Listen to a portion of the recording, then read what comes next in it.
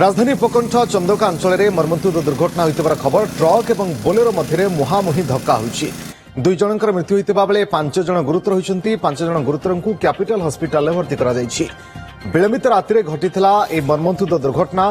Gas cutter रे काटी गाड़ी उद्धार कला अग्निशम बाहिनी। बोलेरो रे थिले मोट 7 जन यात्री। चंदका अंचल भोलारे ए दुर्घटना होइतिबा सूचना आसुछि। राजधानी चंदका अंचल में दुर्घटना होइतिबा खबर सामना को आसुछि। राजधानी उपकंठ चंदका अंचल में मर्मन्तुद दुर्घटना होइछि। ट्रक एवं एक कार धक्का फल एभली एक घटना सामना को आसुछि। 2 जनकर मृत्यु होइतिबा बेले 5 जन एथिरे गुरुतर होइछन्ति। 5 जन गुरुतरंकु कैपिटल हॉस्पिटल रे भर्ती करा जाइछि। विलंबित राति ए दुर्घटना होइतिबा सूचना हस्तगत होउछि। गैस कटर काटी गाड़ी उद्धार करा जाइछि। अग्निशम बाहिनी उद्धार करिसेंति।